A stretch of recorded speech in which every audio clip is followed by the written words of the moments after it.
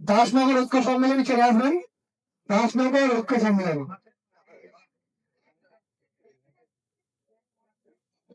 দাসনগর ঐক্য সম্মেলন, এটা দাসনগর ইউনিয়ন ক্লাব থেকে চলে আসবেন। দাসনগর ইউনিয়ন ক্লাব সম্ভবত 8 ঘন্টা বা 1 ঘন্টা হতে পারে, তার বেশি চেষ্টা করবেন যাতে না হয়, এবং রুট কোনোভাবেই চেষ্টা করবেন যাতে ডেভিয়েট না করে। কোনো কিছু এক্সিডেন্সি হলে সেটা থানাকে জানাবে, থানা সেটা টেক কেয়ার করবে। আর লাস্ট একটা কথা বলা, প্রত্যেকবার আপনাদেরকে পুজোর পরে কিন্তু অনেকবার ক্লাবগুলোকে রিকোয়েস্ট করতে হয়, যেটা গভর্নমেন্ট গ্র্যান্ট আপনারা পান তার যে ইউটিলাইজেশন সার্টিফিকেট আপনাদের। আমাদের সম্মানীয় পুলিশ আধিকারিকদের সবাইকে সম্মান জানাই, আমার ভাইরা বন্ধুরা আমার ক্লাবের সমস্ত সদস্যকে সম্মান জানাই। আমাদের দাসনগর এলাকায়, থানা এলাকায় যতগুলো ক্লাব আছে আলিপুরগঞ্জ, সুন্দরবন, মহানগর খুব সুস্থভাবেই চলে। কোনো রকম দেখবেন এখন আর কোনো রকম কোনো ক্লাবের সম্বন্ধে কোনো রকম কোনো অ্যালিগেশন নেই, কি চাঁদা বলো কি ঝুঁঝুমালি বলো, কোনো রকম খুব শান্তিপূর্ণ ভাবে করে। আমি এখানে বলবেন, আমি এখানে মধ্যে যতগুলো ক্লাব আছে সেই পাশে ক্লাবেশন আমি যুক্ত, আমি সবসময় খেয়ালও রাখি। প্লাস ব্যবসা হিসেবে আমি পেশি, কোনো ব্যবসায়ীদের কাছে কোনো কমপ্লেন নেই যে আমাদের এখানে ক্লাব থেকে আমরা বিলম্বাজি করেছি। আমি আমার বন্ধুদের কাছে অনুরোধ করবো যে বড়বাবু যেভাবে বলে গেছেন আমরা সবসময় বড়বাবুর সঙ্গে আছি, বড়বাবুকে সাপোর্ট করে যাবো।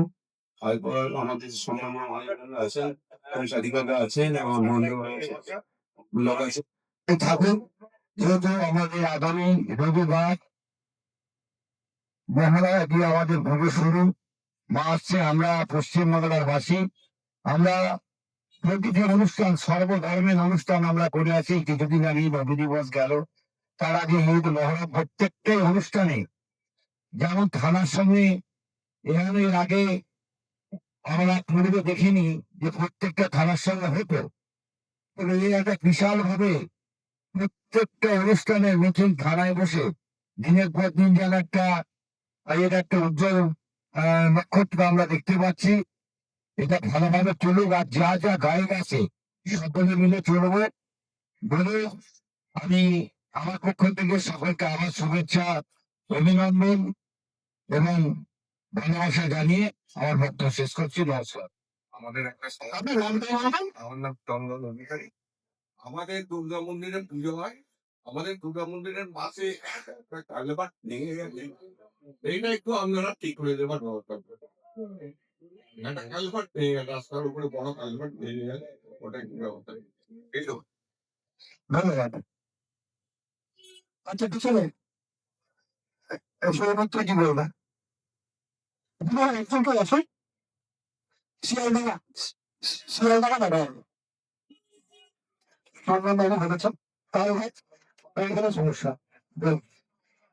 আমাদের হাওড়া সিটি পুলিশের সম্মানীয় আধিকারিক বৃন্দকে আমি আমার শেষকৃত্য প্রণাম জানাচ্ছি। আমাদের এখানে বিশিষ্ট সমাজসেবী গোয়েন্দাদা আছেন, অসিত চ্যাটার্জি আছেন, আমাদের ত্রিলোকেশদা আছেন, আমাদের গাছটাপুর থানার সর্বোপরি অভিভাবক আমাদের নববন্ধু অমিত সাহেব আছেন, এছাড়া আমার বন্ধু আছে।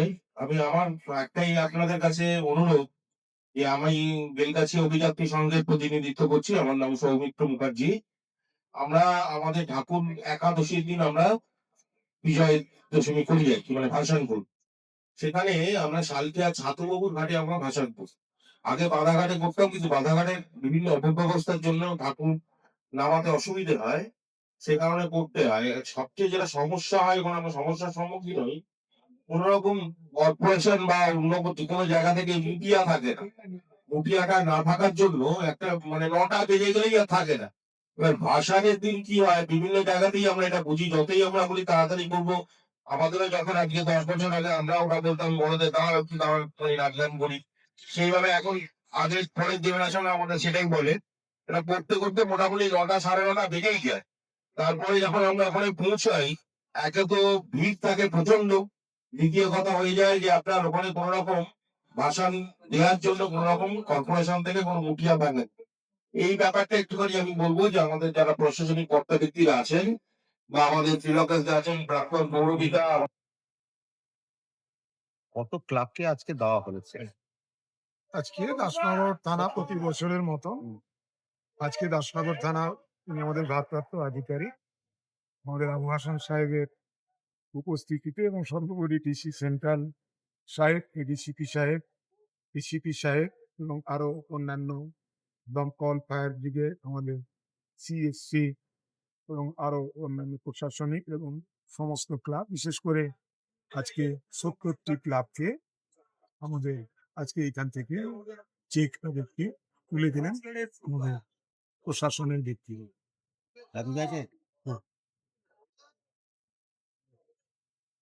যাচনা করে পুজো সম্বন্ধে যদি এবারে কি নতুনত্ব কিছু রাখছেন, কি নতুনত্ব কিছু এবার ইনিশিয়েটিভ নিচ্ছে পুলিশের তরফ থেকে কি পুলিশের তরফ থেকে?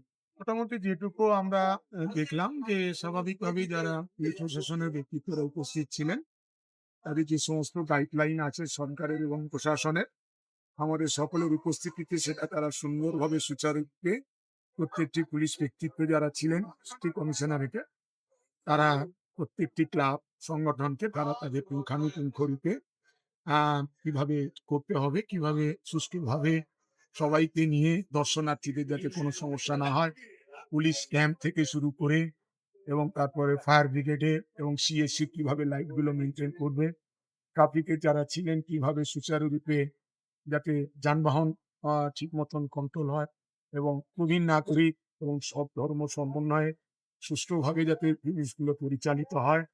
পুলিশ সদা সর্বদা তাদের হেল্পলাইন, তাদের আরো অন্যান্য যে সমস্ত সুযোগ সুবিধা প্রত্যেকটি তারা শেয়ার করলেন এবং তারা প্রত্যেকটি ক্লাবকে এবং প্রত্যেকটি নাগরিককে তারা আহ্বান করলেন যে আপনারা সুচারুরূপে করুন এবং আমাদের যা সহযোগিতা আছে প্রশাসন দেখলাম তারা অত্যন্ত মানে আমাদের কাছে সেই আহ্বান রাখলেন এবং ক্লাবগুলোর তরফ থেকেও আমরা তাদেরও বার্তা দেখলাম পুলিশ প্রশাসন চাইলেন এবং তারা কিন্তু খুব সদর্থক ভাবে প্রশাসনের সাথে সহযোগিতা দিয়ে বিগত বছরগুলো যেমন তারা কাটিয়েছেন, এবারও তারা খুব উৎসাহিত আনন্দিত যে সরকারের পক্ষ থেকে যে অনুদান বা ছাড় যেগুলো দেওয়া হয়েছে এবং পুলিশ প্রশাসনকে যথেষ্ট সহযোগিতা এবং তাদের নির্দেশিত পথে তারা কাজটা সম্পন্ন করবেন।